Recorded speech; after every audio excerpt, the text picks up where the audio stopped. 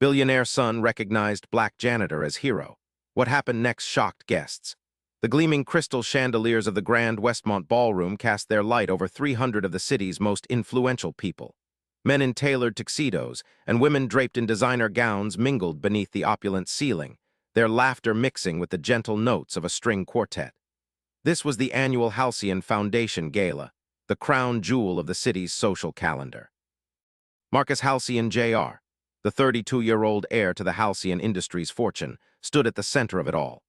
His custom-made Armani tuxedo fit his athletic frame perfectly, and his confident smile never wavered as he shook hands with tech moguls, real estate developers, and city officials. The foundation bearing his family name had raised over $200 million for various causes over the past decade, though few in attendance could name a specific initiative if pressed. Another successful evening, wouldn't you say? Senator Williams clapped Marcus on the shoulder, champagne flute in hand. Your father would be proud. Marcus nodded politely, though the mention of his late father sent a familiar pang through his chest. Thank you, Senator. We're hoping to exceed last year's fundraising total. As a waiter passed with a tray of hors d'oeuvres, Marcus reached for one, accidentally bumping into the server and causing several canapés to slide precariously toward the edge of the silver platter. I got it, sir, said a deep voice as weathered hands steadied the tray, preventing what would have been an embarrassing mishap. Marcus turned to thank the person and found himself looking into the face of an elderly black man in the navy blue uniform of the venue's maintenance staff. The man's eyes crinkled slightly at the corners as he nodded respectfully. Something about those eyes triggered a distant memory in Marcus, a half-forgotten moment from long ago. The maintenance worker turned to continue his rounds, but Marcus found himself calling out, "Wait, excuse me?" The older man paused, turning back. "Yes, sir." Marcus stepped closer, studying the man's face. The ambient chatter of the gala seemed to fade as recognition dawned on him. "Is your name Walter Coleman?" Surprise flickered across the janitor's lined face, followed by cautious curiosity. "Yes, sir. Have we met before?" A flood of memories washed over Marcus, memories he had buried deep beneath years of boarding schools, Ivy League education, and corporate grooming. You pulled me from the lake at Meadowbrook Park when I was 8 years old. I was drowning, and you saved my life." The ballroom seemed to still as nearby conversations quieted. A subtle shift in energy rippled through the closest guests as they realized the heir to the Halcyon fortune was engaged in an intense conversation with a member of the cleaning staff. Walter's eyes widened slightly with recognition. "Little Marcus, the boy from the lake." He shook his head in amazement. "My God, I hardly recognized you. That was 24 years ago now." 24 years, 2 months, and 16 days, Marcus replied, his voice thick with emotion. "I've never forgotten the date." By now, a small circle had formed around them. Catherine Westmont, the chairwoman of the hospital board, leaned in to her husband. "What's happening?" she whispered, not quite quietly enough. Marcus heard her and made a split-second decision that would alter the trajectory of the evening and many lives forever. He placed his hand gently on Walter's shoulder and turned to face the growing crowd of onlookers. "Ladies and gentlemen," Marcus announced, his voice carrying across the ballroom as conversations died away. "I'd like to introduce you all to Mr. Walter Coleman. When I was a child, I fell through the ice on Meadowbrook Lake. No one else was around. I was seconds from drowning when this man risked his own life to save mine." A murmur spread through the crowd. Walter shifted uncomfortably under the sudden attention, his calloused hands clasping and unclasping at his sides. "Mr. Coleman," Marcus continued, emotion cracking his usually controlled voice, "I've spent years wondering what happened to you. After the ambulance took me away that day, I never saw you again. My father's assistant gave you a reward, but I never got to thank you properly." Walter's eyes misted slightly. "No thanks necessary, sir. Anyone would have done the same." "But they didn't," Marcus insisted. "You did." An uncomfortable silence fell over the gathering. The string quartet had stopped playing, and every eye in the ballroom was fixed on the unusual scene. The billionaire heir in his $1,000 tuxedo standing next to the elderly janitor in his worn uniform.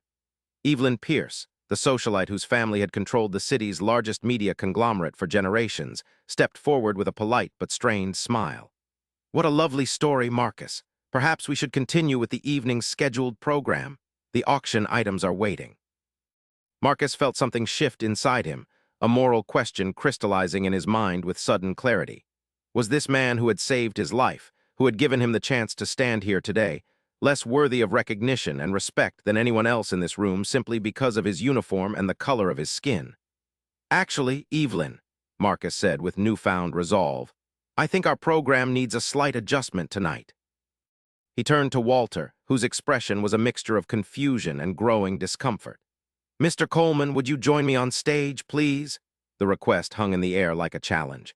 In that moment, as hundreds of the city's elite watched with a mixture of curiosity and discomfort, Marcus Halcyon Jr. was not just inviting a janitor onto a stage. He was questioning the very social hierarchy that had defined his privileged existence. Walter glanced toward his supervisor, who stood frozen near the service entrance, then back to Marcus. Sir, I'm still on duty. I don't think— Please, Marcus said quietly, so only Walter could hear. 24 years ago, you gave me a second chance at life. Give me a chance now to acknowledge that properly. The weight of 300 stares pressed down on them as Walter slowly nodded.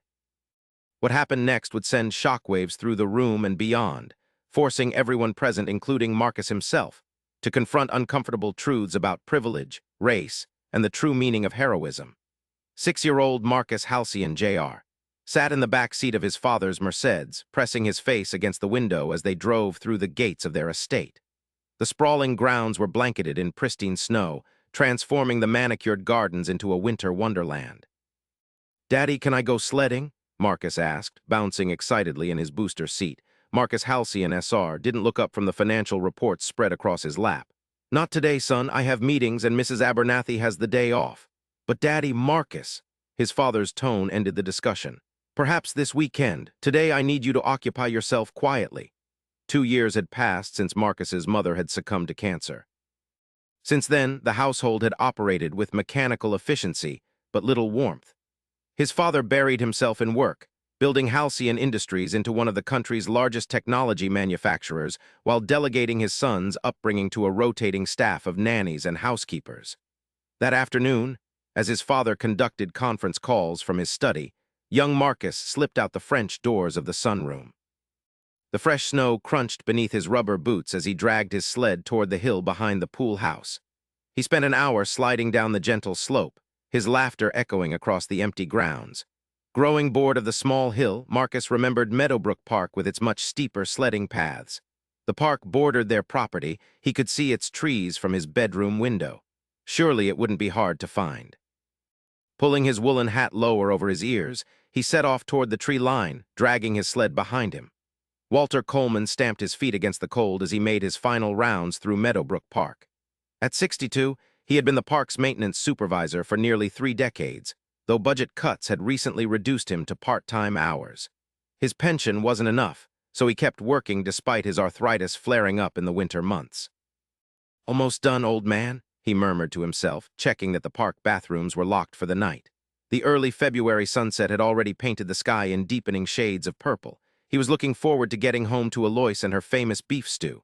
A flash of red caught his eye near the lake, something moving on the ice. Walter squinted through the gathering dusk and felt his heart drop. A child was walking across the frozen lake, pulling a sled. Hey, Walter shouted, breaking into a run. Hey, kid, get off the ice. The boy didn't hear him over the wind. Walter watched in horror as the child moved farther onto the lake, approaching the center where the ice was thinnest. The park department had posted warning signs, but many had been vandalized or stolen. The crack was audible even from the shore, a sharp report like a gunshot. The boy disappeared so quickly it seemed impossible, there one moment and gone the next, with only a dark hole in the ice marking where he had been. Walter didn't hesitate. Kicking off his heavy work boots, he charged onto the ice, ignoring the ominous creaking beneath his feet. When he reached the hole, he could see the boy thrashing weakly a few feet below the surface, his red winter coat vivid against the murky water. Taking a deep breath, Walter plunged his arms into the frigid water, the cold so intense it felt like fire against his skin. His fingers brushed fabric once, twice, then closed around the child's coat. The strength born of desperation, he heaved the boy upward, breaking the surface. The child was blue-lipped and barely conscious. Walter cradled him against his chest and carefully made his way back to solid ground, the ice groaning ominously with each step. Once on shore, he laid the boy down, checked his breathing, and quickly wrapped him in his own park department jacket. Stay with me, son, Walter urged, rubbing the boy's arms and legs to restore circulation. What's your name? Can you tell me your name? M. Marcus, the child stammered through chattering teeth. Marcus H. Halcyon. Walter's eyes widened in recognition. Everyone in town knew the Halcyon name. Their estate bordered the north end of the park. Okay, Marcus, Walter said gently. I'm going to get you home. Can you stay awake for me? He carried the shivering child to the park maintenance shed and used the phone to call for help. Within minutes, the quiet park was filled with the wail of sirens as emergency vehicles converged on the scene. Walter handed the boy over to the paramedics, explaining what had happened. As they were loading Marcus into the ambulance, a black Lincoln Town car screeched to a halt nearby. Marcus Halcyon SR erupted from the vehicle, his face contorted with panic and rage. "Where is my son?" he demanded, rushing to the ambulance. Upon seeing Marcus wrapped in emergency blankets, some of the tension left his body, replaced by cold fury. Who was responsible for watching him? How did this happen? One of the paramedics gestured toward Walter, who stood shivering in his wet clothes.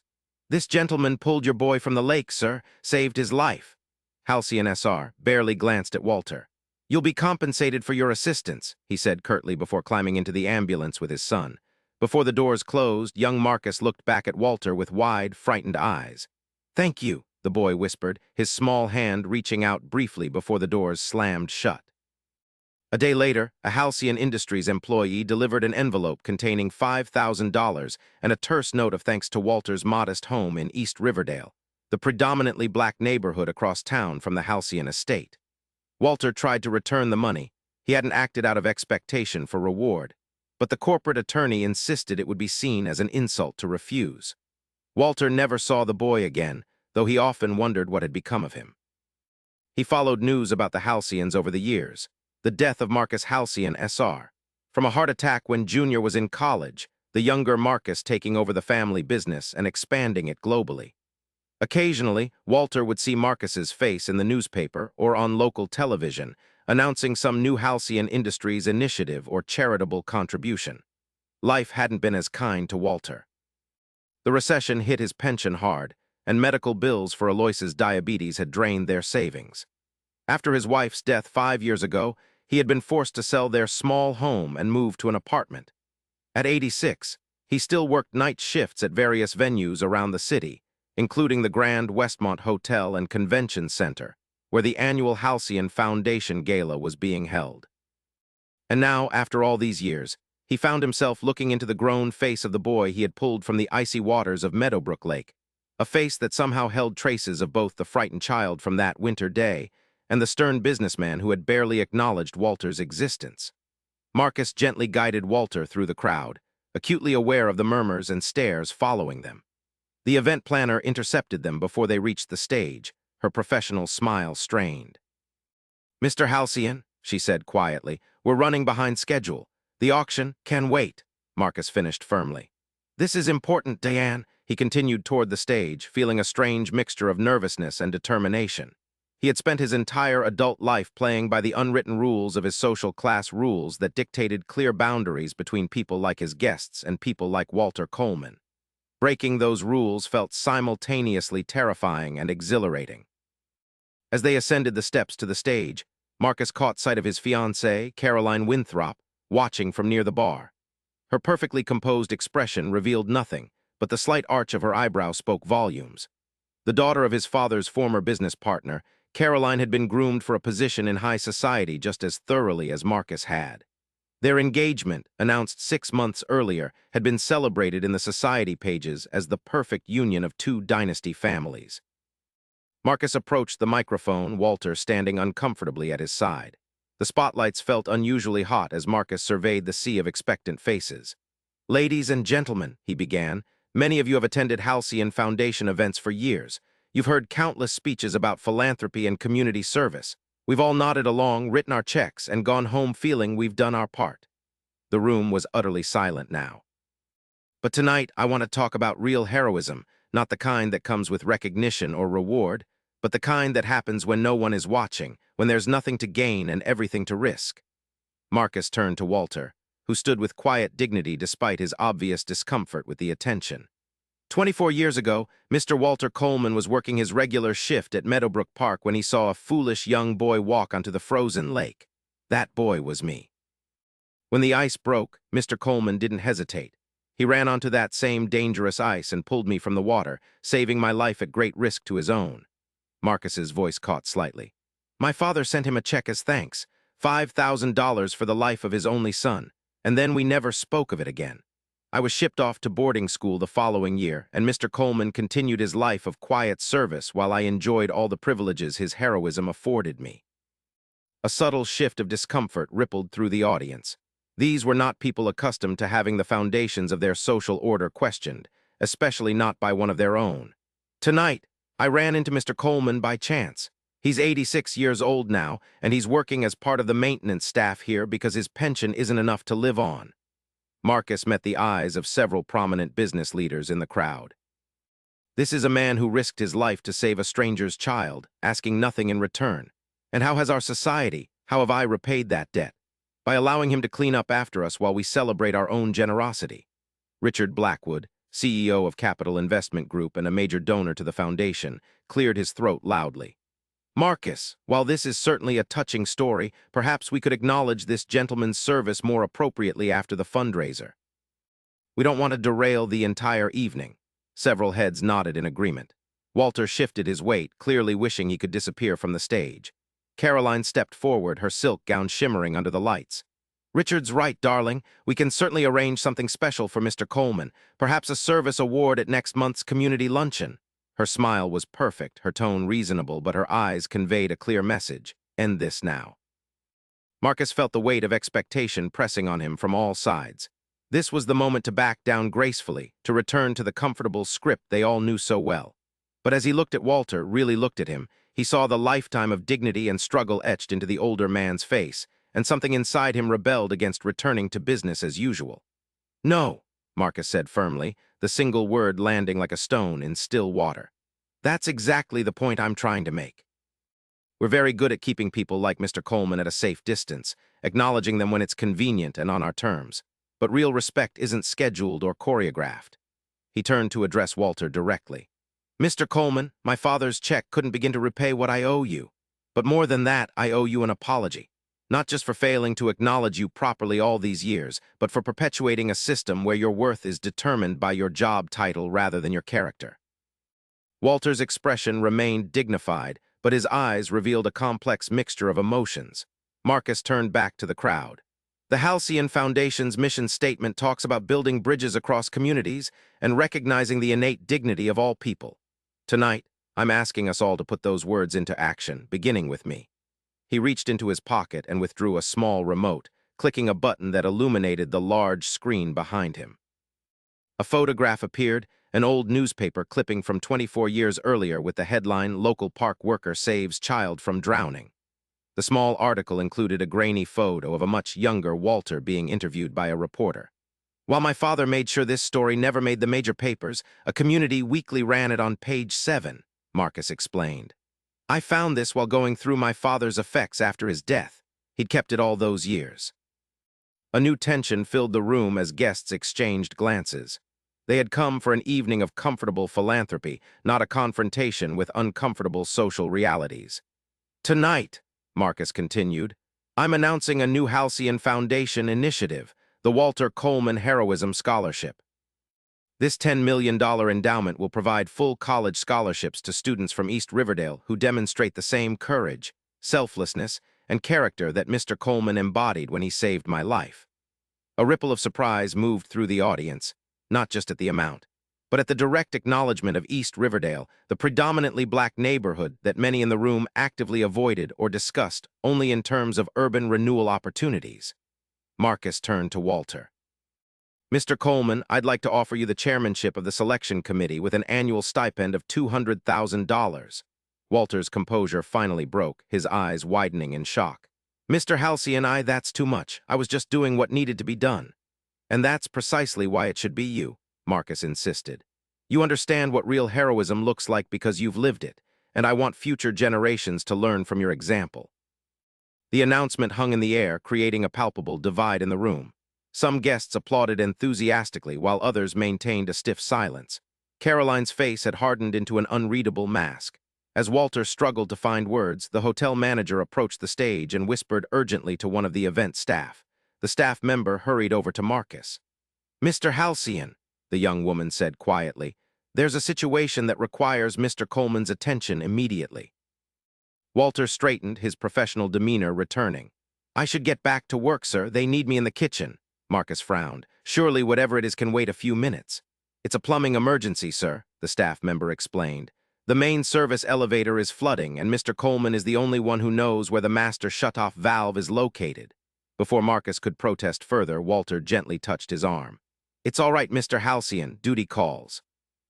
There was no bitterness in his voice, just the matter-of-fact tone of a man accustomed to responsibilities that couldn't wait for ceremonies.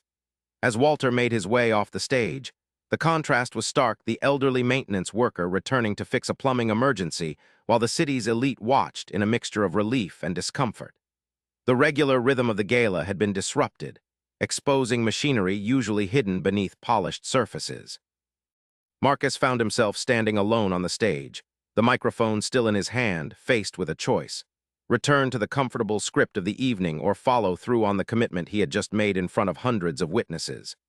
"Ladies and gentlemen," he said finally, "the auction will begin in 15 minutes. In the meantime, I'd like to ask each of you to reflect on a question. How do we truly honor heroism in our society?" With that, he stepped down from the stage and, ignoring the stunned expressions of the event organizers, walked purposefully toward the service elevator where Walter had gone. The service corridor was a stark contrast to the opulence of the ballroom, plain beige walls, fluorescent lighting, and the distant clatter of kitchen activity. Marcus followed the sound of urgent voices until he reached a scene of controlled chaos. Water pooled across the linoleum floor as hotel staff frantically mopped and placed buckets beneath a leaking ceiling panel. Walter Coleman knelt beside an access panel in the wall, his uniform already soaked as he worked a large wrench on a stubborn valve. "Almost got it," Walter grunted, straining against decades of corrosion.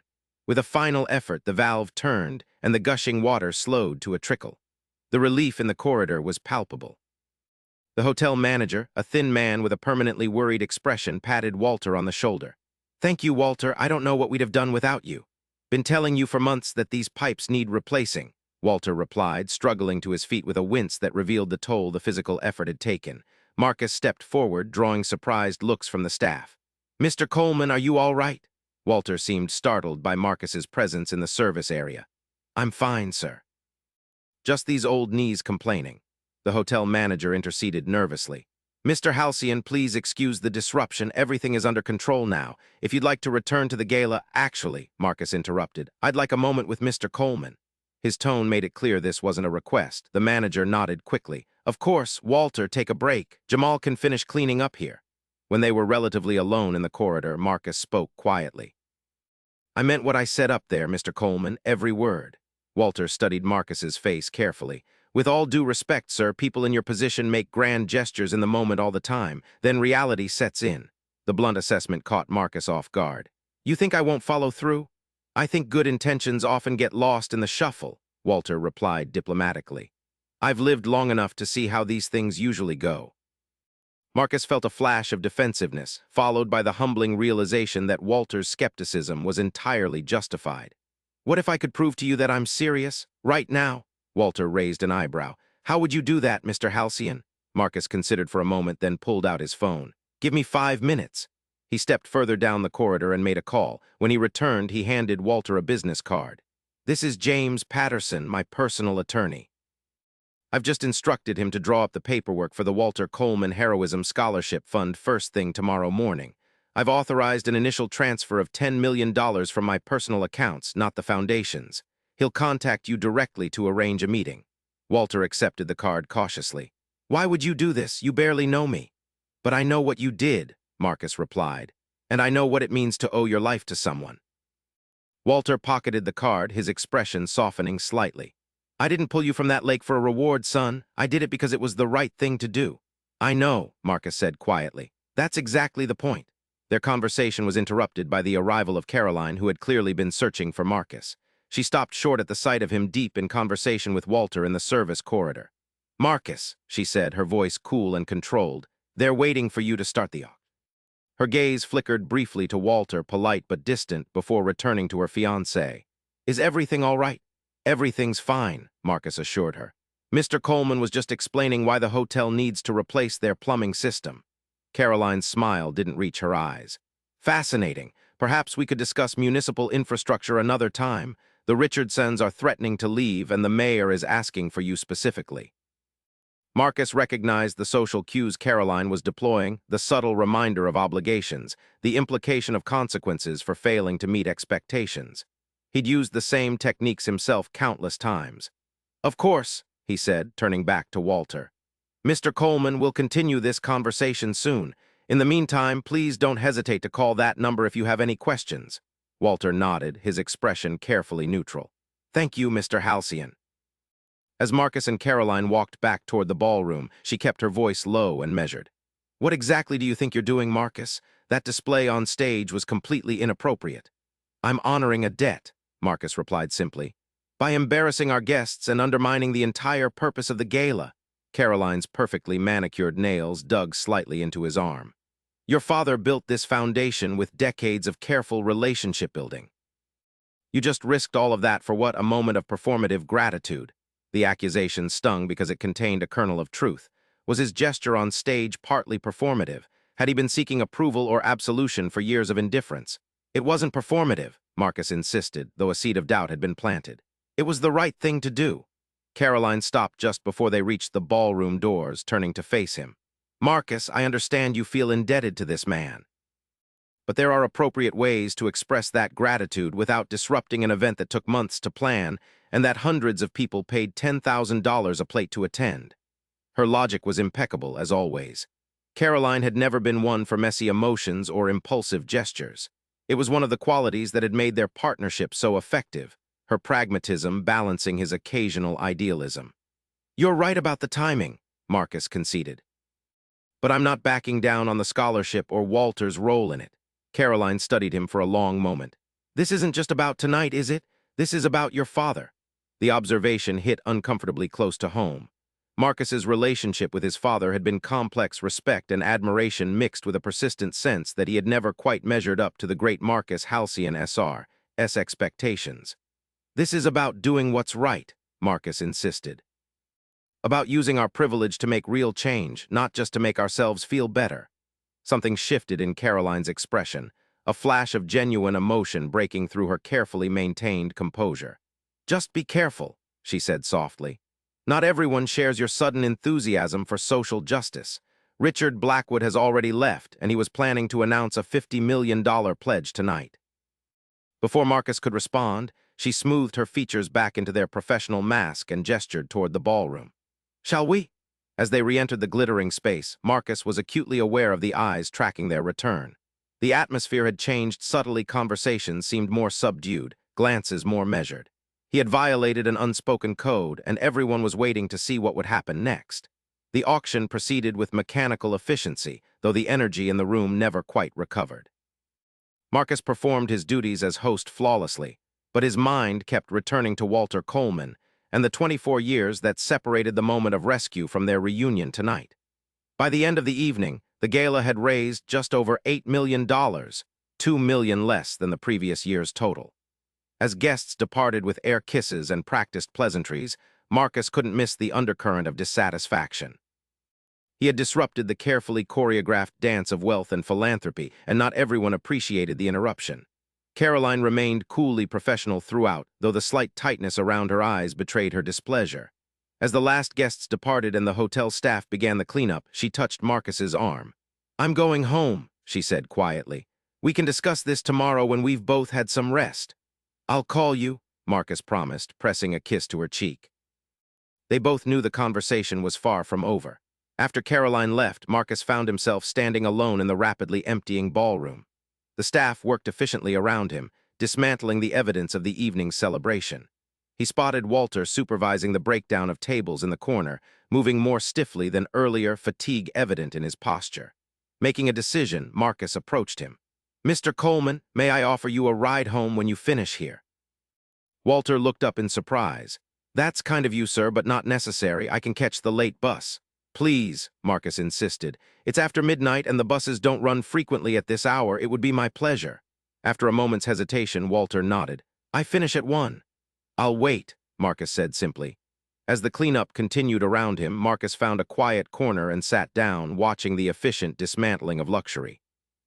For the first time that evening, he had nowhere to be, no one to impress, and nothing to prove.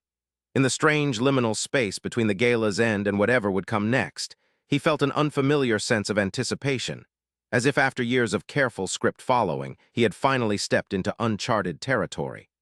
The sleek black Bentley glided through nearly empty streets as Marcus drove Walter home. Despite Walter's protests, Marcus had insisted on driving himself rather than calling his chauffeur at such a late hour. The contrast between the luxury vehicle and the increasingly modest neighborhoods they passed through was stark. "Take a left at the next light," Walter directed, breaking a silence that had stretched for several blocks. "The building with the green awning." Marcus pulled up in front of a weathered 5-story apartment building in East Riverdale. The neighborhood wasn't dangerous, but decades of economic neglect were evident in the crumbling infrastructure and limited commercial options. The 24-hour convenience store on the corner had security bars on its windows, and several streetlights flickered unreliably. "Thank you for the ride, Mr. Halcyon," Walter said, reaching for the door handle. "Marcus, please," he insisted.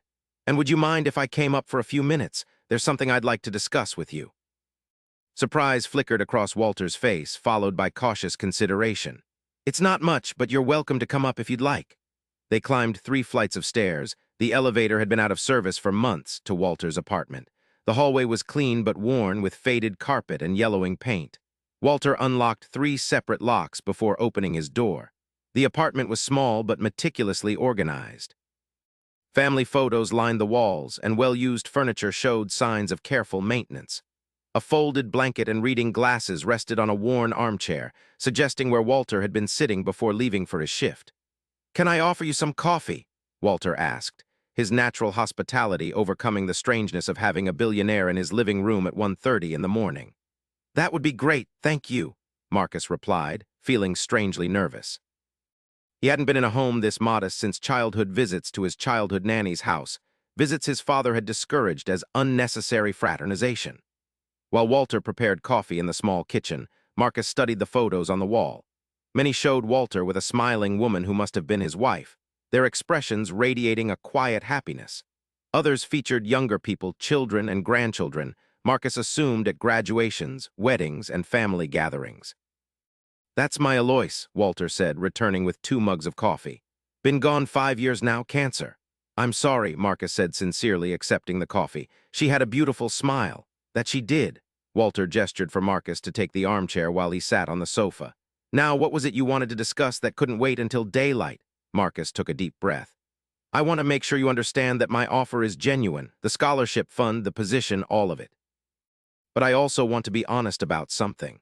Walter waited patiently as Marcus gathered his thoughts. "When I recognized you tonight, my first instinct was gratitude, genuine gratitude. But I've been thinking about why it took a chance encounter for me to acknowledge what I owe you, and I'm not proud of the answer." He set his coffee down, leaning forward. "The truth is, Mr. Coleman, I've spent my entire life in a bubble of privilege, surrounded by people who look like me and think like me. I've given millions to charity, but always at a comfortable distance. I've never had to confront the reality that the system that benefits me systematically disadvantages others." Walter's expression remained neutral, but his eyes were attentive. "I don't want the scholarship to be just another tax write-off or a way to ease my conscience," Marcus continued. "I want it to create real change, but I can't do that without understanding the community it's meant to serve, your community." "And how do you propose to gain that understanding?" Walter asked quietly. "I need your help," Marcus admitted. "Not just as a figurehead, but as a guide. I want to learn about East Riverdale, the challenges, the strengths, the history. I want to ensure this initiative actually addresses real needs instead of just making me feel better about myself." Walter studied him for a long moment. "You're asking for quite a commitment from an old man who works 2 jobs to make ends meet."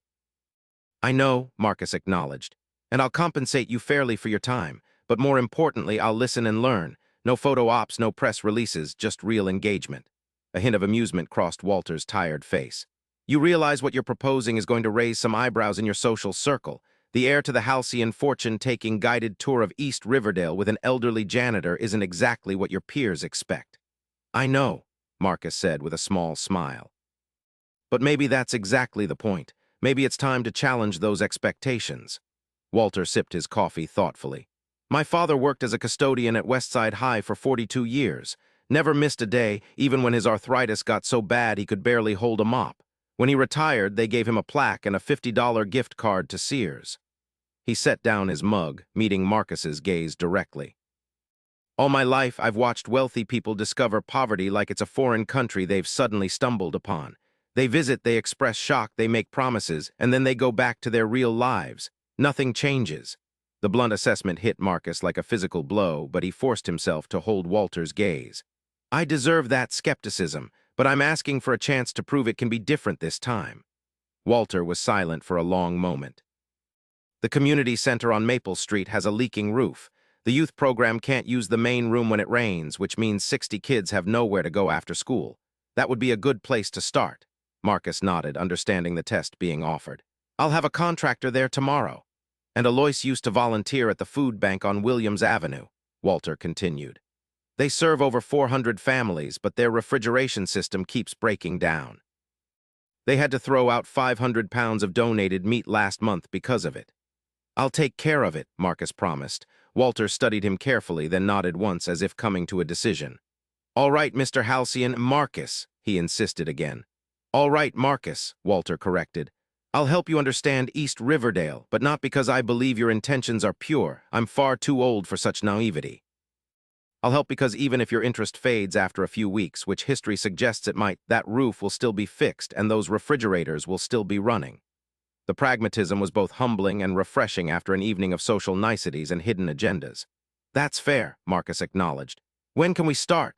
I have Tuesdays off from both jobs, Walter said. Meet me at Loretta's Diner on East Main at 9 next Tuesday, where something that won't attract attention. And come hungry, Loretta makes the best blueberry pancakes in the city. As Marcus drove home through the quiet streets, the contrast between the worlds he had inhabited that evening was jarring. From the crystal chandeliers of the Grand Westmont to Walter's modest apartment with its family photos and carefully maintained furniture, he had crossed boundaries rarely traversed in his usual routine. His phone buzzed with a text from Caroline. We need to talk about tonight. Breakfast tomorrow. 8:30 at Café Laurent? The message was polite but carried an undertone of urgency. Marcus typed back a quick affirmative, knowing the conversation ahead would be challenging. Caroline wasn't just his fiancée. She was intricately connected to his business and social worlds.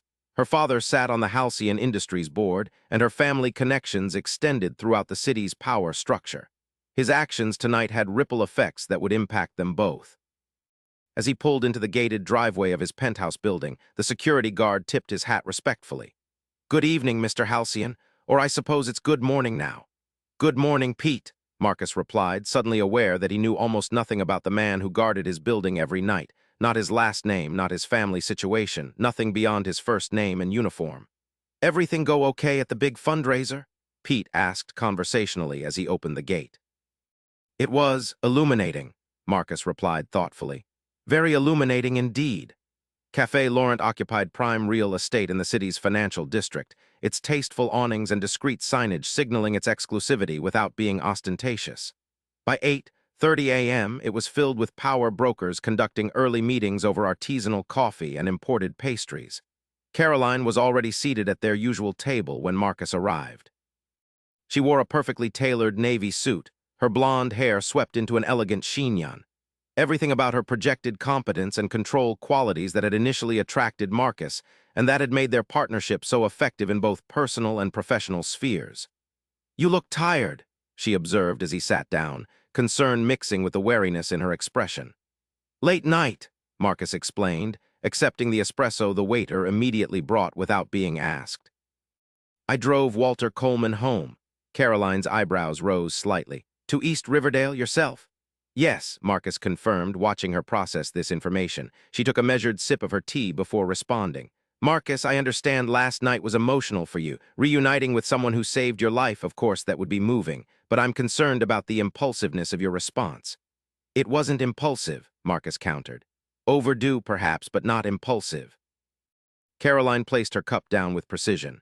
You announced a $10 million scholarship fund without consulting the foundation board. You offered a man you haven't seen in 24 years a position with an annual salary higher than most of our executives make. And you did all this in front of 300 of the city's most influential people. Put that way, his actions did sound reckless. I used my personal funds, not the foundation's, he pointed out. That's not the point, and you know it.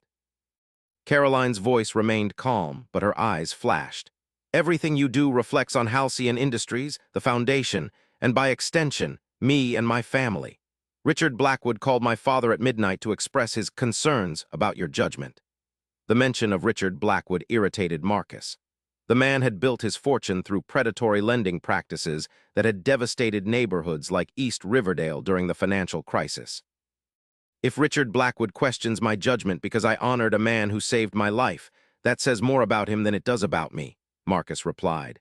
Caroline leaned forward, lowering her voice despite the privacy of their corner table.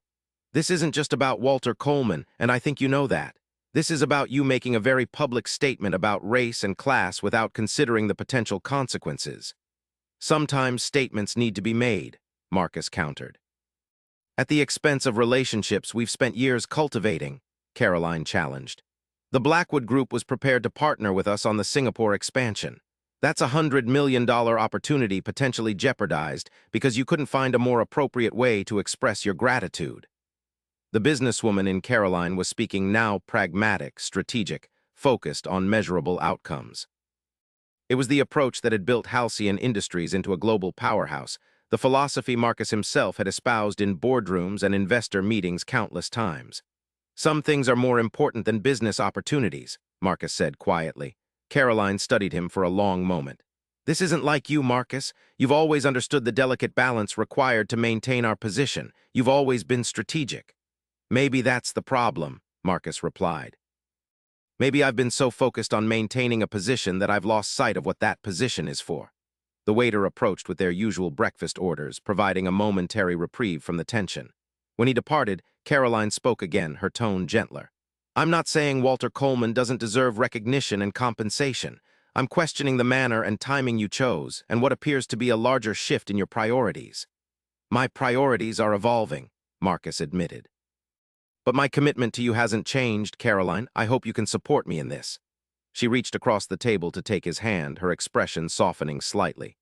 I care about you, Marcus. We've built something valuable together, but I need to understand where this is going. Are you planning more public gestures, more unilateral decisions that could impact our future? The question was fair, but Marcus realized he didn't have a clear answer. Last night had awakened something dormant in him, a sense of purpose beyond the careful accumulation and management of wealth and influence. I've committed to learning more about East Riverdale, he said finally. Walter has agreed to show me the community to help me understand its challenges firsthand. I want the scholarship to be meaningful, not just a gesture. Caroline withdrew her hand slowly. I see. And this, community exploration, how long do you anticipate it taking? I don't know, Marcus admitted. I'm meeting him next Tuesday for our first outing. During the quarterly board meeting, Caroline pointed out, her tone sharpening again. Marcus had forgotten about the board meeting entirely. I'll reschedule with Walter. That's not the point, Caroline sighed, frustration breaking through her composure. The point is that you're making decisions that affect both of us without consultation. We're supposed to be partners, Marcus. We are partners, he insisted. But this is something I need to do. Caroline was silent for a moment, recalibrating. When she spoke again, her voice was carefully measured. I understand this is important to you, but I'm asking you to be thoughtful about how you proceed. Consider the potential consequences of your actions, not just for yourself, but for everyone connected to you. I will, Marcus promised, though he was beginning to understand that their definitions of thoughtful might differ significantly. As they finished their breakfast with polite but strained conversation about safer topics, Marcus felt the subtle shift in their relationship. For the first time since their engagement, they were moving in different directions, guided by different priorities. The realization was both terrifying and strangely liberating. When they parted outside the cafe with a brief kiss, Caroline's parting words lingered with him. Just remember who you are, Marcus. Remember the responsibilities that come with the Halcyon name. That was exactly what he was trying to do, though perhaps not in the way she meant. The board meeting the following Tuesday proceeded with its usual efficient formality. Quarterly results were reviewed, strategic initiatives discussed, and capital allocation decisions approved. Marcus performed his duties as chairman with practiced ease, though several board members seemed to be watching him with heightened attention. Richard Blackwood was conspicuously absent, having sent his regrets via a terse email. His investment firm's representative attended in his place, contributing little beyond perfunctory acknowledgments. The message was clear, personal disapproval wrapped in professional courtesy. As the meeting concluded, Harold Winthrop, Caroline's father and one of the board's longest-serving members, lingered as others filed out of the conference room. Do you have a moment, Marcus? He asked, his patrician features arranged in an expression of avuncular concern. "Of course, Harold," Marcus replied, bracing himself for what would undoubtedly be a carefully worded warning. Harold waited until they were alone before speaking. "I've known you since you were a boy, Marcus. I was there when your father built this company from a regional manufacturer into a global enterprise. He was, above all else, a pragmatist." "I'm well aware of my father's legacy," Marcus said, keeping his tone respectful but firm. "And you should also be aware of the delicate ecosystem we operate within," Harold continued. "Relationships, alliances, mutual interests, these are the foundations upon which empires like Halcyon are built and maintained." Marcus recognized the lecture for what it was, a reminder of the unwritten rules he had violated at the gala. "If you're referring to the scholarship fund, I'm referring to a pattern of behavior that has certain people concerned," Harold interrupted, his tone sharpening slightly. The scholarship, while admirable in principle, was announced with a lack of strategic forethought that is uncharacteristic of a Halcyon. The subtle emphasis on the family name wasn't lost on Marcus. "I stand by my decision, Harold." "As is your right," Harold conceded. "But as chairman and CEO, your decisions reflect on all of us. Caroline tells me you've been spending time in East Riverdale." The question confirmed what Marcus had suspected. His activities were being closely monitored and discussed. "I've been learning about communities that could benefit from more targeted foundation support," he replied carefully. Harold's smile didn't reach his eyes. "A noble endeavor, though one typically delegates such field research to the foundation staff. That's why we employ professionals, after all." "Some things benefit from personal attention," Marcus countered. Harold studied him for a long moment. "Your father and I didn't always agree, Marcus, but we respected each other's judgment. He built Halcyon Industries with a clear vision and unwavering focus. He understood that business and sentimentality rarely mix well. Times change, Harold, so do approaches." "Indeed they do," Harold agreed with a thin smile. "But be careful not to mistake temporary emotion for sustainable vision. The Halcyon-Winthrop alliance has been mutually beneficial for both our families. I would hate to see that relationship compromised by impulsive redirections." The veiled reference to his engagement to Caroline couldn't have been clearer. "I wasn't aware that my personal philanthropy could affect family alliances," Marcus said, allowing a hint of edge to enter his voice. "Everything is connected in our world, Marcus. You know that as well as I do." Harold patted him on the shoulder with avuncular condescension. "Just something to consider as you explore these new interests." After Harold departed, Marcus remained in the conference room, gazing out at the city skyline from the 38th floor. The conversation had been predictable, a reminder of the invisible constraints that came with his position. What was unexpected was his own reaction, not the usual acquiescence to the wisdom of his elders, but a growing certainty that something fundamental needed to change. His phone buzzed with a text from Walter. "Hope the meeting went well." "Still on for Thursday morning at Loretta's?" Marcus smiled slightly as he typed his reply. "Wouldn't miss it." Loretta's diner looked like it hadn't changed much since the 1970s, vinyl booths worn smooth by decades of use, laminated menus with faded photos of comfort food, and a counter with swiveling stools where regulars nursed mugs of coffee. What it lacked in trendy decor it made up for in the rich aromas of home cooking and the warm greetings Loretta herself offered to familiar faces. Marcus had followed Walter's advice, wearing jeans, a plain button-down shirt, and a baseball cap, about as inconspicuous as he could manage. Still, he felt conspicuously out of place as he entered the diner, aware of curious glances from the predominantly black and Latino clientele.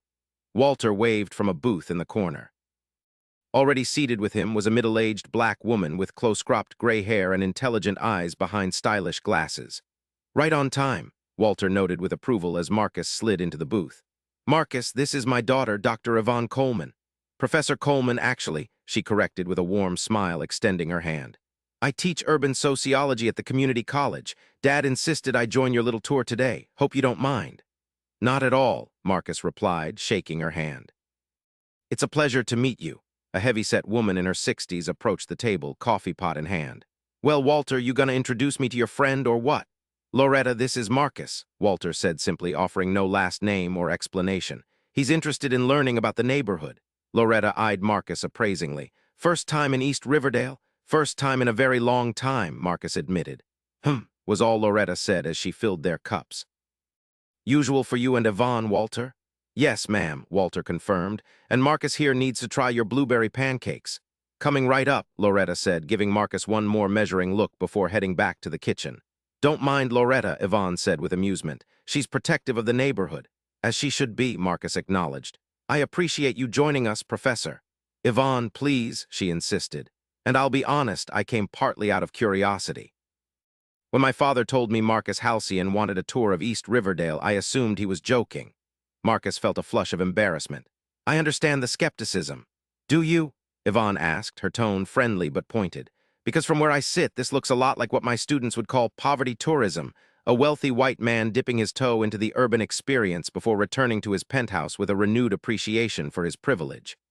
Yvonne, Walter admonished gently. It's all right, Marcus said, meeting her direct gaze. I deserved that, and you're right to question my motivations. I can only say that I'm here to listen and learn, not to congratulate myself. Yvonne studied him thoughtfully. Fair enough. Dad says you're funding a scholarship for local students. The Walter Coleman Heroism Scholarship, Marcus confirmed. But I want it to be more than just throwing money at a problem. I want to understand the actual needs of the community. Which is why we're starting with breakfast, Walter interjected as Loretta returned with plates piled high with food. Can't understand a community on an empty stomach. As they ate, the conversation flowed more naturally. Yvonne shared stories about her students, many of whom were first-generation college attendees working multiple jobs while pursuing their education. Walter occasionally greeted other patrons who stopped by the table, introducing Marcus simply as a friend interested in the neighborhood. The community center roof has been fixed, by the way, Walter mentioned between bites. Contractor showed up the day after we spoke, did good work too. And the refrigeration system at the food bank, Yvonne added. Mom would have appreciated that. She volunteered there for 20 years. Marcus nodded, pleased the immediate needs had been addressed, but aware that such fixes were just a beginning. What else should I know about East Riverdale? Not just the challenges, but the strengths too. Walter and Yvonne exchanged a glance. That's a good question, Yvonne acknowledged. Most outsiders only want to hear about the problems. For the next hour, they painted a picture of a community rich in history and resilience. East Riverdale had once been a thriving middle-class neighborhood with black-owned businesses lining Main Street. Decades of redlining, highway construction that divided the community, and the loss of manufacturing jobs had created economic challenges, but the social fabric remained strong. People look out for each other here, Walter explained. When Alois was sick, neighbors took turns bringing meals, driving her to appointments, sitting with her so I could work. The churches are the backbone, Yvonne added. They're not just places of worship, they're community centers, food banks, after-school programs. Reverend Jackson at First Baptist runs a mentorship program that sent dozens of kids to college. After breakfast, they took Marcus on a walking tour of the neighborhood. The contrast between adjacent blocks was striking. Streets with well-maintained homes and flourishing community gardens gave way to blocks with boarded-up storefronts and crumbling infrastructure. At the community center, children laughed and played basketball under the newly repaired roof. The director, a forceful woman named Ms. Pearson, gave Marcus a thorough tour while detailing every program and need with businesslike efficiency. We've got 70 kids in after-school programs and another 50 on the waiting list, she explained. Could serve more if we had more qualified staff, but we can't compete with suburban salaries. Later, at the public library, they met a librarian who had created a makeshift technology center with donated computers. Most of our kids don't have internet at home, she explained. How are they supposed to complete assignments or apply for colleges? By mid-afternoon, Marcus's head was spinning with information, perspectives, and potential projects. What struck him most, however, was the dignity and determination he witnessed people facing systemic challenges with creativity and resilience rather than resignation. As they stopped for coffee at a small black-owned cafe, Yvonne checked her watch. I've got to head back for office hours, she said, gathering her things. It was unexpectedly interesting to meet you, Marcus. He smiled at the qualified assessment. The feeling is mutual, Professor. I've learned a lot today. After Yvonne departed, Walter led Marcus to a small park where older men played chess at concrete tables. This is where the neighborhood wisdom resides, Walter explained with a smile. Those men know everything worth knowing about East Riverdale. They sat on a bench, watching the chess players' concentrated expressions and listening to their good-natured trash talk. So, Walter said finally, what do you think after your first real look at my neighborhood? Marcus considered the question carefully. I think there's more strength here than most outsiders recognize, and I think the challenges aren't accidental. They're the result of specific policies and decisions made by people in rooms very much like the one I was in yesterday. Walter nodded, satisfaction in his eyes. That's a good starting point for understanding. It's also made me think about the scholarship, Marcus continued. $10 million sounds significant, but after today, I'm not sure it's structured in the most helpful way. Full rides for a few exceptional students is good, but what about support systems? What about the kids who might not qualify for academic scholarships but who have other potential? Now you're asking the right questions, Walter said approvingly. As the afternoon light began to soften, Walter stood. I should get home to rest before my evening shift. Let me drive you, Marcus offered. Not necessary, Walter replied. The bus stop is right over there and the 42 comes every 15 minutes. Marcus hesitated, then nodded in acceptance. Thank you for today, Walter. I'd like to continue these educational outings if you're willing. I am, Walter confirmed. But next time, I want you to bring something to the table besides questions and money. What do you mean? I mean, think about what you have that could benefit this community beyond financial resources. Knowledge, connections, influence. The money helps with immediate needs, but sustainable change requires more than donations. The challenge lingered in Marcus's mind as he walked back to where he'd parked his car deliberately several blocks away from their meeting point. As he passed a group of teenagers congregating outside a convenience store, one of them called out, Hey man, that's a nice watch. You lost or something? Marcus paused, realizing he'd instinctively tensed at the youth's approach. The young man, no more than 17, had an intelligent face and curious eyes rather than the threatening demeanor Marcus's instincts had anticipated. Just visiting, Marcus replied, making a conscious effort to relax. Is it that obvious I'm not from around here? The teenager laughed. Kind of, yeah, you walk like you're in a hurry to get somewhere else. The observation was surprisingly insightful. I'm trying to change that, Marcus admitted. Yeah, why? The young man asked, genuine curiosity in his voice. It was a simple question that required a complicated answer, one Marcus was still formulating himself. Because I think I've been missing something important, he said finally. The teenager studied him for a moment, then nodded as if this made perfect sense. Well, good luck finding it, man. As Marcus continued to his car, he reflected on the casual interaction. The young man had seen through his attempted disguise immediately, not because of his clothes or his watch, but because of how he moved through the space like a visitor rather than someone who belonged. Changing that would require more than occasional tour. It would require the kind of genuine engagement Walter had challenged him to consider something beyond money and good intentions. By the time Marcus reached his car, he had the beginnings of an idea forming, something that might bridge the worlds he was straddling and create value beyond symbolic gestures. He needed to talk to Caroline to explain the evolution in his thinking and to see if they could find common ground in this new direction. The conversation wouldn't be easy, but it was necessary. The path forward wasn't clear yet, but for the first time in years, Marcus felt he was moving toward something meaningful rather than simply maintaining what he had inherited. Caroline listened without interrupting as Marcus described his day in East Riverdale, her expression carefully neutral. They sat on the terrace of his penthouse, the city lights spreading below them like a carpet of stars. So you spent the day touring a neighborhood with a janitor and his daughter, she summarized when he finished. And now you want to, what exactly? I want to expand the scholarship concept into something more comprehensive, Marcus explained. Not just college funding, but mentorship programs, internships at Halcyon Industries and other companies, entrepreneurship incubators. And you developed this vision after one day in East Riverdale, Caroline observed, skepticism evident in her tone. The visit clarified things I've been thinking about for some time, Marcus countered. About responsibility and privilege, about using our resources for meaningful change rather than just maintaining the status quo. Caroline sighed, setting down her wine glass. Marcus, I understand the appeal of what you're describing. It sounds noble and transformative, but I need to point out something you may not want to hear. Which is, this newfound passion for social justice began exactly 1 week ago when you bumped into Walter Coleman at the gala. Before that, you were focused on our upcoming merger with Next Tech, the Singapore expansion, and our wedding plans. Now suddenly you're talking about community development initiatives and systemic change like you've discovered some profound new truth. The observation stung because it contained elements of truth. Sometimes perspective shifts happen suddenly, he argued. That doesn't make them less genuine. Perhaps, Caroline conceded, but I've seen this pattern before. Wealthy people have their awakening moment, dive headfirst into social causes, make grand pronouncements and plans, and then reality sets in. The complexity of systemic problems becomes apparent. The gratitude they expected isn't forthcoming. The measurable outcomes don't materialize quickly enough, and gradually they drift back to their comfortable lives, perhaps with a foundation that gives annual checks to ease their conscience. The assessment was brutally honest and uncomfortably plausible. Was that his future? A burst of passion followed by a gradual return to business as usual.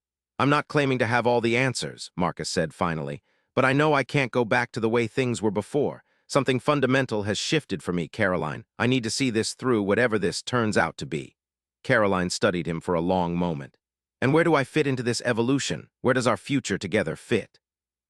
It was the question he'd been avoiding, the one with no easy answer. "I hope we can find common ground in this new direction. Your strategic mind, your organizational skills, they would be invaluable." "That's not what I'm asking, and you know it," Caroline said softly. "I'm asking if your vision of the future still includes us as partners in the way we've always planned." "I want it to," Marcus said honestly, "but I can't pretend nothing has changed. I need to know if you can support this journey, even if it means questioning some of the assumptions we've both taken for granted." Caroline stood and walked to the edge of the terrace, looking out over the city. Her silhouette against the night sky was elegant and somehow solitary. "I care about you, Marcus. I always have," she said without turning. "But I need time to process this. The man I agreed to marry had a clear vision for our future together, one that aligned with my own. Now you're describing a different path, and I honestly don't know if it's one I want to walk." "I understand," Marcus said, resisting the urge to join her at the railing. "Take whatever time you need." When she turned back to him, her composure was perfect once again, but her eyes held a sadness that pierced him. "I should go. I have an early meeting tomorrow." He walked her to the door, their goodbye tentative and strained. As the door closed behind her, Marcus felt the weight of potential loss. Caroline had been his partner in every sense of the word, intellectually, socially, professionally. The prospect of continuing without her was both terrifying and, in some strange way, clarifying. His phone buzzed with a text from Walter. "Roof contractor says community center needs new HVAC system too. Old one running on borrowed time." The message was so practical, so immediate, that it grounded Marcus in a way his philosophical wrestling had not. Here was something concrete he could address, a specific need rather than an abstract concept. "We'll take care of it tomorrow," he replied. "Also, I've been thinking about what you said about bringing more than money to the table. I have some ideas I'd like to discuss." Walter's response came a few minutes later. "Sunday after church, First Baptist on Pine Street. Service ends at noon. Pastor makes a mean coffee." Marcus smiled at the invitation, another door opening to a world he'd spent a lifetime adjacent to but separate from. As he turned to gaze out at the city, he could see East Riverdale in the distance, its streets less brightly lit than the downtown core, but no less vital to the city's heartbeat. The path ahead was unclear, the personal cost potentially high, but the moral question that had crystallized at the gala remained. Was a life saved worth acknowledging only when convenient, or did it create an ongoing obligation to recognize the humanity in everyone, regardless of social position? The answer seemed increasingly clear, even as the implications grew more complex. First Baptist Church hummed with energy as the choir concluded the final hymn. Marcus sat in the back row, feeling conspicuous despite his deliberate attempt to dress inconspicuously. Throughout the service, he had been aware of curious glances from the congregation, though no one had approached him directly. The sermon had been unexpectedly relevant to his current struggle, a meditation on the parable of the Good Samaritan that explored the question of who deserves our attention and care. The pastor, a commanding woman with silver-streaked dreadlocks and a voice that filled the sanctuary without need of amplification, had challenged her congregation to consider whom they might be passing by on the road of life. As the service concluded and people began to file out, Walter appeared at Marcus's side. "Glad you could make it," he said, extending his hand. "Come meet Reverend Jackson." Reverend Jackson welcomed Marcus with a firm handshake and piercing gaze. "Walter tells me you've taken an interest in our community, Mr. Halcyon. Please call me Marcus," he insisted. "And yes, I'm trying to understand how I might contribute meaningfully beyond financial support." The Reverend nodded thoughtfully. "Walk with me to the fellowship hall. Coffee awaits, and I find conversations flow better with caffeine." The church's fellowship hall was filled with congregants sharing coffee and conversation. Walter introduced Marcus to several church leaders, including the youth program director and the head of the community outreach committee. Each greeted him with cautious warmth, clearly reserving judgment until they understood his intentions. "So, Reverend Jackson said when they were seated with their coffee. "Walter mentions you're rethinking the scholarship program you announced rather dramatically at your foundation gala." Marcus winced slightly at the reminder of that impulsive moment. "I'm considering a more comprehensive approach. The scholarship is important, but education alone isn't enough if students don't have support systems, mentorship, and professional opportunities after graduation." The Reverend murmured noncommittally. "And what role do you see for yourself in this more comprehensive approach?" It was the question Marcus had been wrestling with since his conversation with Caroline. "That's what I'm trying to figure out.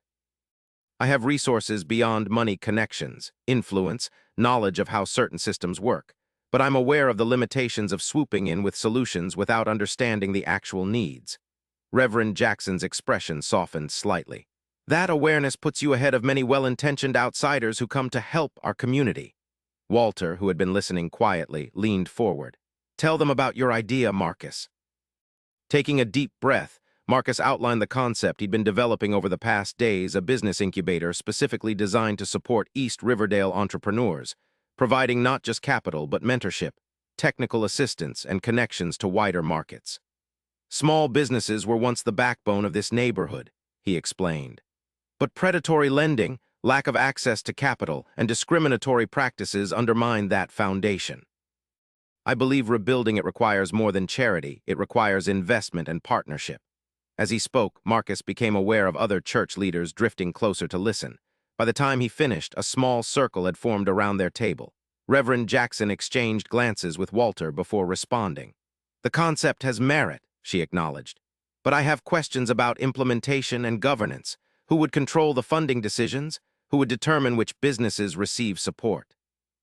"That's exactly what I want to discuss," Marcus replied. "I envision a board with majority representation from East Riverdale residents and business owners. My role would be to provide resources and connections, not to control the direction." A thoughtful silence followed his words. Then a young woman who had been listening from the edge of the group stepped forward. "Would this incubator support tech businesses too, or just traditional retail and services?" "Any viable business concept would be eligible," Marcus confirmed.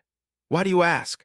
"Because I have 15 students in my coding club who are building apps to address community needs, but they have no path to turn their ideas into sustainable businesses," she explained, introducing herself as Tanya Washington, a math teacher at the local high school. The conversation expanded rapidly after that, with community members sharing ideas, concerns, and questions. Marcus listened more than he spoke, taking notes and occasionally asking for clarification. The energy in the room was palpable, not just hope, which could be fragile, but the more substantial current of people who had been developing solutions for years and now saw a potential pathway to implementation. As the impromptu meeting began to wind down, Reverend Jackson pulled Marcus aside. "You've sparked something here today," she observed. "But sparks can either light a path or burn bridges. The question is whether you're committed to seeing this through, even when it becomes difficult, even when your peers question your judgment, even when progress seems slow." "I am," Marcus said with conviction, "but I know words are easy. You need to see action." The Reverend nodded approvingly. "Precisely. So here's my suggestion. We form a working group to develop this concept further. You commit to attending regular meetings here in East Riverdale, not in your corporate boardroom, and to listening more than directing. We'll test your idea against community knowledge and experience, and together we'll build something that has a chance of creating lasting change." "I'd be honored to participate on those terms," Marcus agreed. As they concluded their conversation, Marcus noticed Walter speaking with a group of older men across the room, the same men he'd seen playing chess in the park. They were gesturing animatedly, occasionally glancing in Marcus's direction. "They're debating whether you're serious or just another tourist," Reverend Jackson explained, following his gaze. "The chess players are our neighborhood historians and judges. They've seen programs come and go, promises made and broken. Their skepticism is earned." "What do you think?" Marcus asked her directly. The Reverend considered him thoughtfully.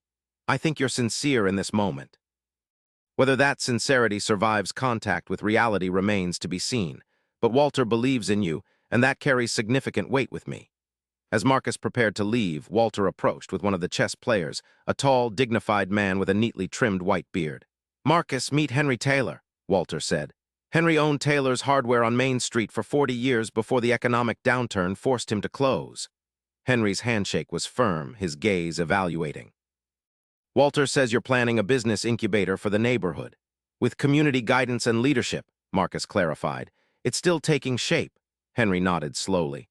My grandson has a construction business, skilled work, quality results, but he can't compete with the big companies for major contracts because he doesn't have the bonding capacity or the capital for equipment.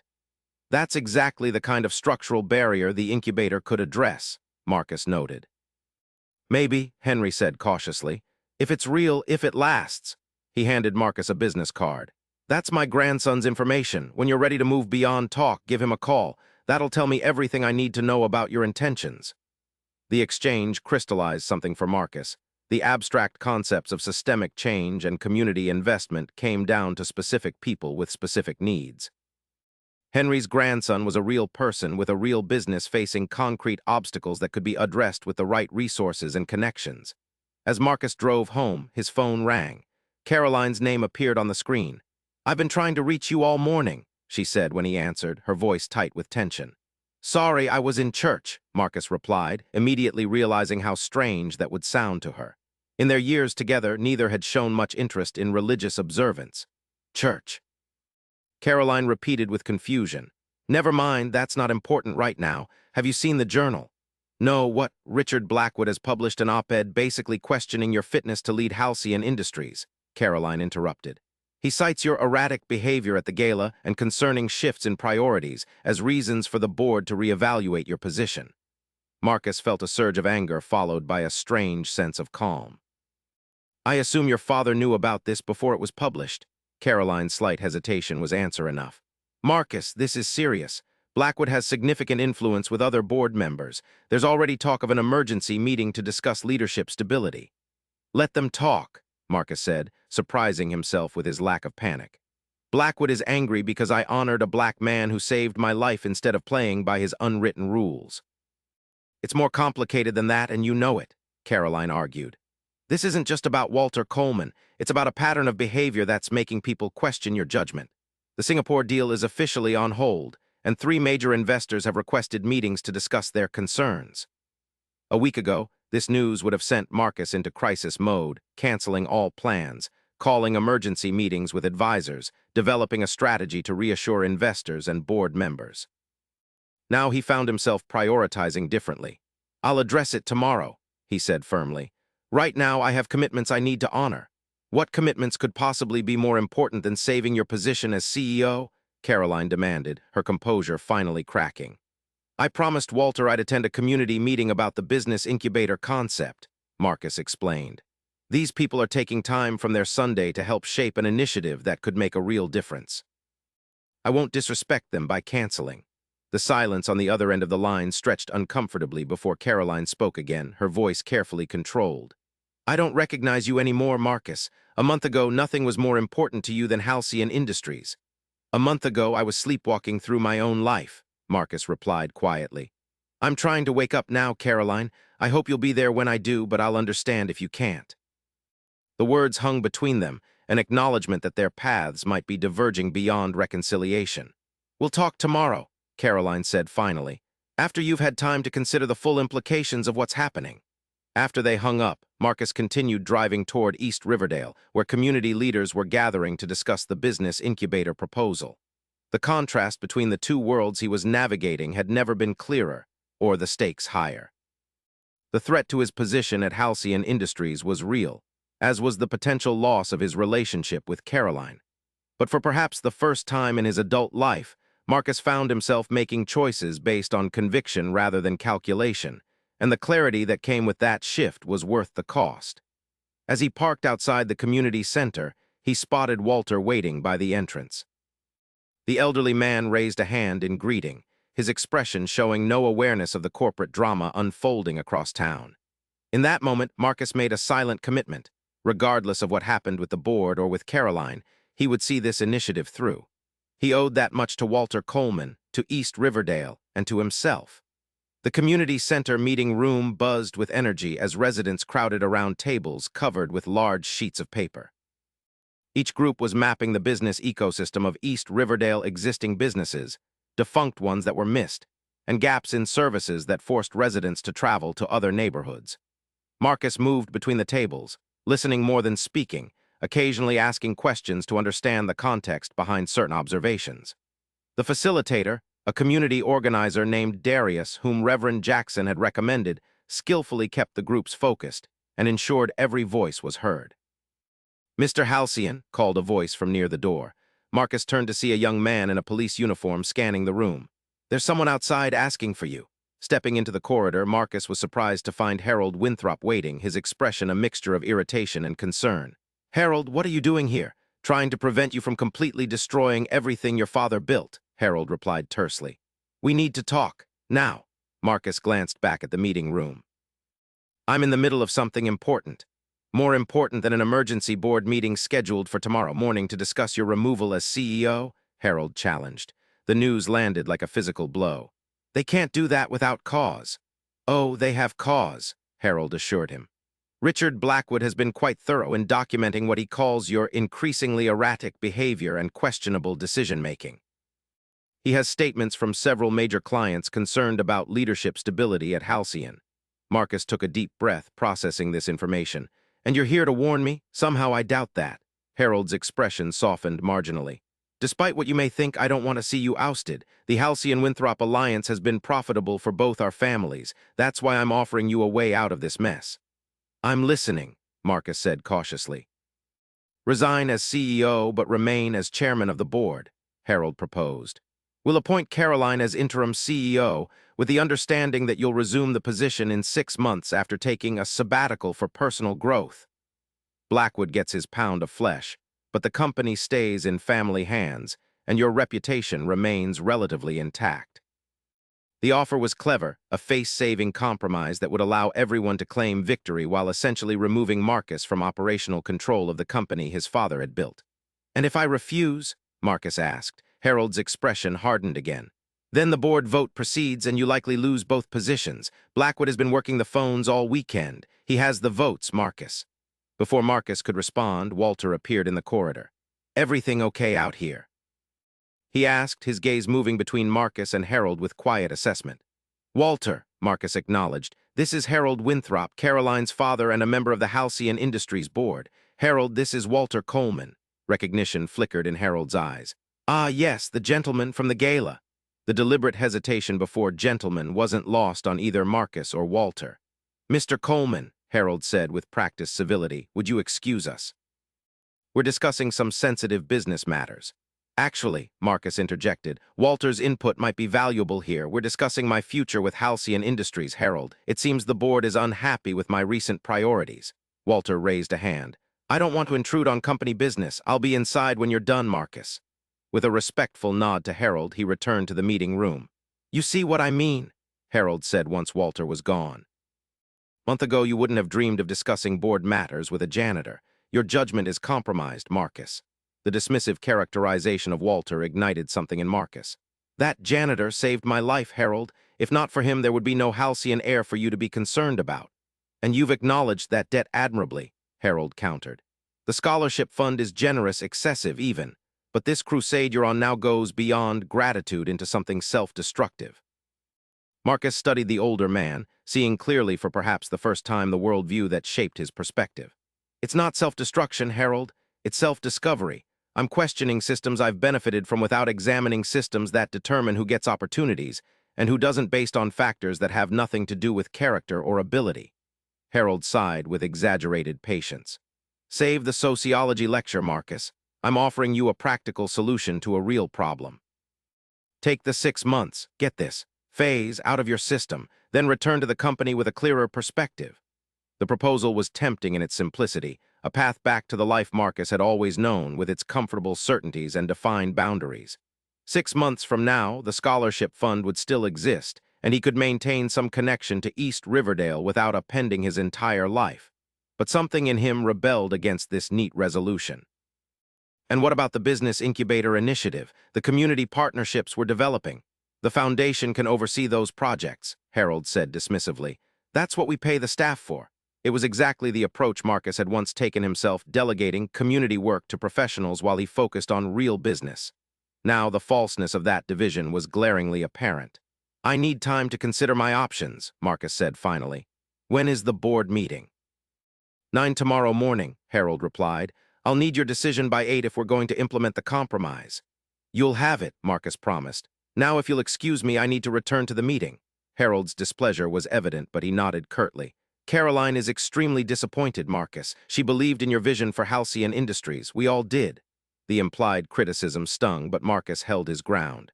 My vision for Halcyon is evolving, Harold. I hope you and Caroline can evolve with it.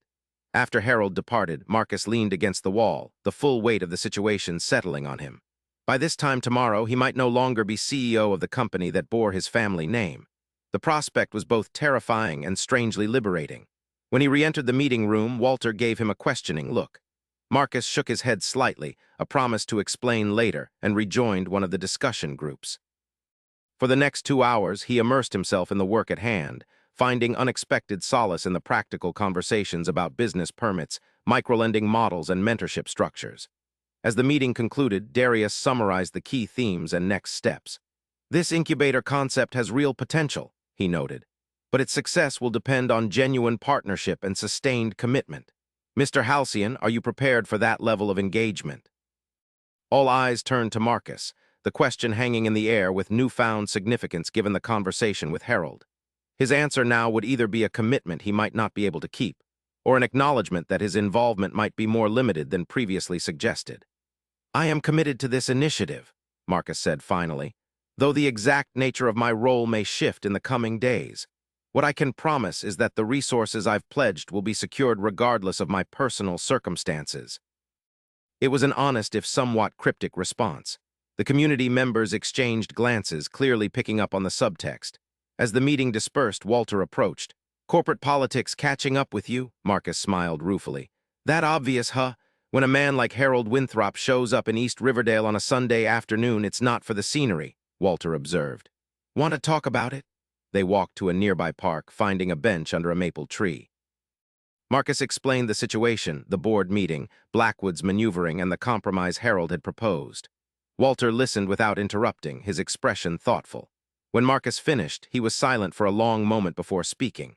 40 years ago, I was offered the position of head custodian at City Hall, he began. Better pay, better hours, more prestige, but it would have meant leaving my position at Meadowbrook Park, where I'd built relationships with the community. Where I felt I was needed. He paused, gazing at a group of children playing on the swings nearby. The logical choice was clear: take the promotion, secure a better future for my family, but something held me back, a sense that there was more value in the work I was doing, even if others didn't recognize it. What did you decide? Marcus asked. I stayed at the park, Walter replied simply. It meant tighter budgets and more sacrifices. Eloise had to keep working part-time instead of pursuing her own interests, but I never regretted it, not even when budget cuts reduced my hours or when colleagues who took different paths retired with better pensions. The parallel to Marcus's situation was clear, though the stakes and circumstances differed dramatically. Your situation is your own, Walter continued. I can't tell you what choice to make. But I can tell you that we make our peace with the paths we choose by ensuring they align with our deepest values, not just our immediate interests. And if I lose the company? Marcus asked, voicing the fear he had barely acknowledged to himself. If I lose everything my father built? Walter's gaze was direct and unflinching. Then you build something new, something that reflects who you are, not just who you were expected to be. The wisdom in those words resonated deeply. As they sat in companionable silence, Marcus felt a clarity emerging from the chaos of recent weeks. The path forward wasn't about choosing between worlds, but about bringing them together in a new configuration, one that honored both his heritage and his evolving understanding of responsibility. By the time they parted ways, Marcus had made his decision. The call he needed to make wasn't to Harold with an answer about the compromise, but to someone else entirely, someone whose perspective would be crucial in shaping what came next. The Halcyon Industries boardroom was silent as Marcus concluded his presentation. 20 pairs of eyes studied him with expressions ranging from shock to calculation to grudging respect. Instead of accepting Harold's compromise or preparing for a defensive battle, Marcus had arrived at the emergency board meeting with a comprehensive proposal of his own, one that had required an all-night session with his most trusted advisors and a crucial early morning meeting.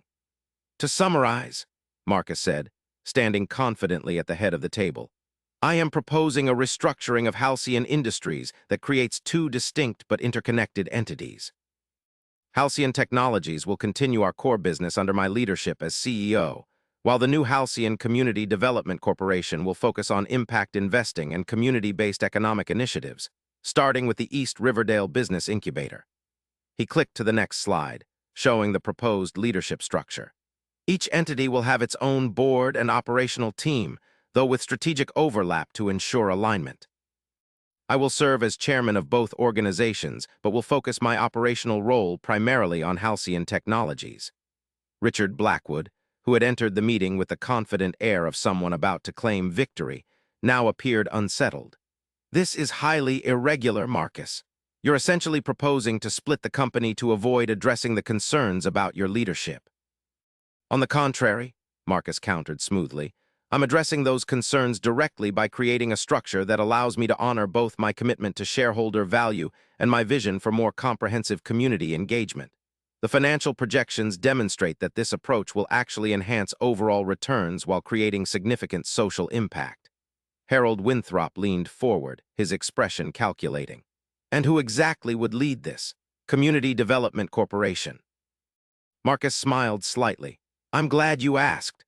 He gestured toward the door, which opened to reveal Caroline, impeccably dressed in a tailored suit. I'm proposing that Caroline serve as CEO of the new entity, bringing her strategic vision and operational excellence to this critical initiative. The surprise on Harold's face was evident. Clearly, he had not been briefed on this development. Caroline walked confidently to the front of the room, taking a position beside Marcus. As some of you know, she began, Marcus and I have had differing perspectives on recent events. What you may not know is that before joining her family's business, I completed a master's degree in urban planning with a focus on economic development. This new role would allow me to combine my business acumen with my academic background in a way that creates value for shareholders while addressing critical community needs. Marcus watched the board members' reactions carefully. The alliance with Caroline changed the dynamics significantly. Her family's influence, combined with her impeccable business credentials, made the proposal much harder to dismiss. The financial structure is detailed on page 12 of your packets, Marcus continued. Initial capitalization would come from my personal holdings rather than company funds, with a clear path to self-sustainability within 3 years.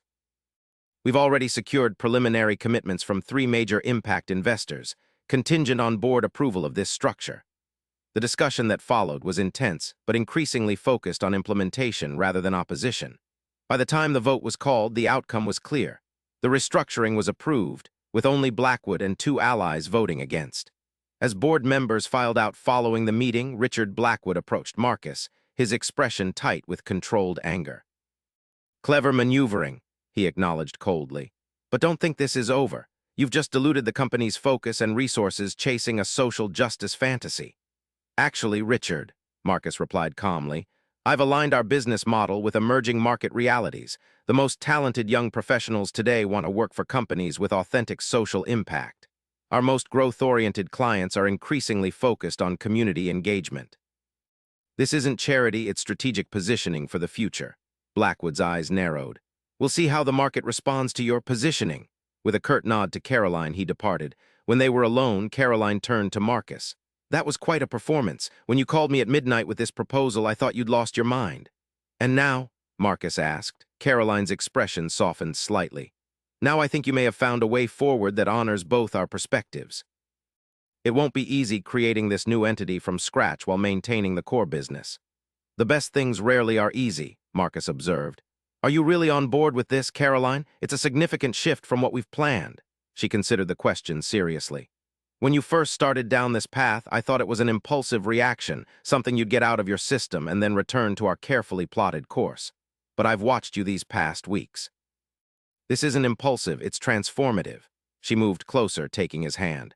I don't agree with all your methods or conclusions, I probably never will, but I respect the integrity behind them and I see the potential in this new direction. So yes, I'm on board, not just as a professional courtesy or a political calculation, but as your partner. The reconciliation wasn't complete. Too much had shifted too quickly for that, but it was a beginning. As they left the boardroom together, Marcus felt a sense of balanced possibility that had been missing in recent weeks. The path ahead would require navigating between worlds that rarely intersected, but that challenge now seemed like an opportunity rather than an obstacle. His phone buzzed with a text from Walter. How did the corporate showdown go? Marcus smiled as he typed his reply. Better than expected. Still CEO. And we're moving forward with the incubator with a few unexpected twists. We'll explain over coffee. Walter's response came quickly. Loretta's, Thursday, 9 a.m. Bring Caroline. The invitation was significant, a bridge between worlds that reflected Walter's own understanding of what Marcus was attempting to build. As he showed Caroline the message, her expression registered surprise followed by thoughtful consideration. Loretta's in East Riverdale, she clarified. At Marcus's nod, she smiled slightly. I'll need to check my calendar, but I think I can make Thursday work. It was a small step, but an important one. The beginning of a conversation that might eventually lead to genuine understanding across the divisions of privilege and perspective that had shaped both their lives. 6 months later, Marcus stood on the stage of the renovated East Riverdale Community Theater, now transformed into the headquarters of the Halcyon Community Development Corporation, and home to the East Riverdale Business Incubator. The formerly abandoned building hummed with energy as entrepreneurs worked in collaborative spaces. Mentorship sessions unfolded in glass-walled meeting rooms, and community members gathered for workshops on business planning and financial literacy. Today marks not just the official opening of this facility, Marcus told the assembled crowd, but the beginning of a new approach to community investment, one based on partnership rather than patronage, on reciprocal learning rather than one-way charity. The audience included an unusual mix, East Riverdale residents and business owners alongside corporate executives, foundation directors, and city officials. Caroline stood to one side of the stage, her poise perfect as always, though her wardrobe had subtly evolved to bridge her corporate background and her new role. Walter sat in the front row beside Reverend Jackson, both watching with expressions of cautious approval. 6 months ago, at another gathering in a very different setting, I recognized a debt I had long ignored, Marcus continued. That recognition has evolved into something far more significant than I could have imagined, a fundamental reassessment of how privilege and responsibility intersect, and how business can be a force for authentic community empowerment. He gestured to the renovated space around them. What you see here isn't charity. It's investment in people, in ideas, in a community with deep wells of talent and resilience that have too often been overlooked by traditional financial institutions and support systems. As Marcus introduced the first cohort of incubator participants, 15 entrepreneurs, whose businesses ranged from construction to catering, tech development to childcare services, he felt a profound sense of alignment. The corporate politics that had once consumed his attention now seemed distant and somewhat hollow compared to the tangible impact unfolding before him. Among the entrepreneurs was Henry Taylor's grandson, whose construction business had secured its first major contract thanks to bonding support from the incubator. The young man's presentation on his company's growth trajectory earned enthusiastic applause from the audience, including several corporate leaders who had previously dismissed East Riverdale businesses as too small or too risky for significant contracts. After the formal ceremony concluded, the space transformed into a reception where boundaries continued to blur. Venture capitalists exchanged cards with community organizers, tech executives engaged with local artisans, and city officials who had rarely ventured into East Riverdale found themselves promising return visits. Marcus made his way through the crowd to where Walter stood conversing with Caroline and Yvonne, who had become unlikely allies in designing the incubator's educational components. So, Marcus asked Walter quietly, "What's the verdict?" Walter considered the question seriously, looking around at the bustling space. "It's a good beginning," he said finally. "The real test will be whether it's still here in 5 years, still serving the community rather than just using the community's story to burnish corporate reputations." The assessment was fair skepticism born of decades of watching initiatives come and go with political and funding cycles. "I intend to ensure it passes that test," Marcus promised. "We intend to ensure it," Caroline corrected, surprising both men with her emphatic inclusion. Over the months of developing the incubator, her perspective had evolved, not into full alignment with Marcus's approach, but into a nuanced appreciation for the business potential in authentic community engagement. As the evening progressed, Marcus found a quiet moment to step outside onto the building's newly constructed rooftop garden. The city spread before him, its different neighborhoods now familiar in ways they hadn't been before his journey began. East Riverdale's streets were no longer an abstract concept but places with names and histories, populated by individuals whose stories he had come to know. He was joined by Walter, who handed him a cup of coffee from the reception below. "Thinking deep thoughts?" the older man asked with gentle amusement. "Reflecting on how much has changed in 6 months," Marcus admitted. "And how much hasn't?" Walter nodded in understanding. "Change is never linear or complete. The systems we're trying to transform have deep roots. But we're making progress," Marcus asserted, more statement than question. "Yes," Walter agreed, "real progress, though not without cost." The observation acknowledged the personal and professional challenges Marcus had navigated, the strained relationships with certain board members, the investment partners who had withdrawn from halcyon projects, the country club members who had become noticeably less welcoming. Even his relationship with Caroline, though stronger in many ways, still carried the tension of their different perspectives on certain fundamental issues. "Worth it," Marcus said simply. Walter studied him for a moment. "You know, when I pulled you from that lake all those years ago, I never imagined we'd be standing here like this. Life takes strange turns. Do you ever regret it?" Marcus asked suddenly. "Saving me that day?" Walter looked genuinely surprised by the question. "Regret it? Why would I? Because it was dangerous. Because my father's response was inadequate. Because it took me 24 years to properly acknowledge what you did." Walter shook his head slowly. "That's not how life works, son. We don't get to choose which actions matter in the long run. We just do what seems right in the moment and trust that it matters somehow, even if we never see the full impact." The wisdom in those words echoed what Marcus had been learning throughout this journey. That meaningful change rarely comes with immediate validation or clear metrics of success. It unfolds in complex patterns over time, shaped by countless small decisions and unexpected connections. As they returned to the reception, Marcus watched the interactions unfolding across the space. The genuine exchanges, the tentative new relationships, the possibilities being explored. None of it would have happened without that moment of recognition at the gala 6 months earlier, which itself wouldn't have happened without Walter's split-second decision to risk his own safety for a stranger's child 24 years ago. The moral question that had crystallized that night remained at the core of Marcus's evolving understanding. Was this man who had saved his life, who had given him the chance to stand here today, less worthy of recognition and respect than anyone else simply because of his uniform and the color of his skin? The answer was clearly no. But the implications of that simple answer continued to unfold in ever-widening circles, challenging assumptions and creating opportunities for genuine connection across barriers that had once seemed impermeable. As the evening concluded and guests began to depart, Marcus found himself standing with Walter, Caroline, and Reverend Jackson near the entrance. The 4 of them represented different worlds and perspectives, yet had found common purpose in creating something none could have built alone. "Next Tuesday, Loretta's," Walter confirmed their now regular meeting. "We'll be there," Marcus promised, speaking for both himself and Caroline. "I hear there's a new special blackberry pancakes. Second best in the city," Walter agreed with a smile. "Still can't beat the blueberry." The simple exchange represented something profound, a relationship that had transcended its origins in debt and gratitude to become one of mutual respect and genuine friendship. As they said their goodbyes, Marcus reflected on how his life had been fundamentally altered not once but twice by Walter Coleman.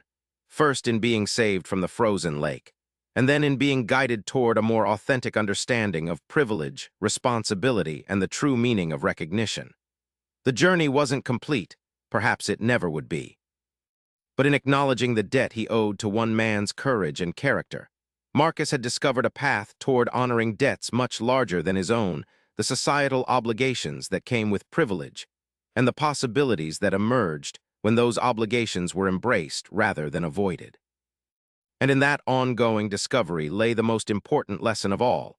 That genuine heroism rarely announced itself with fanfare, but revealed itself in quiet moments of choice, in a maintenance worker stepping onto uncertain ice, in a billionaire recognizing a janitor as an equal, in the daily decisions to bridge divides rather than reinforce them.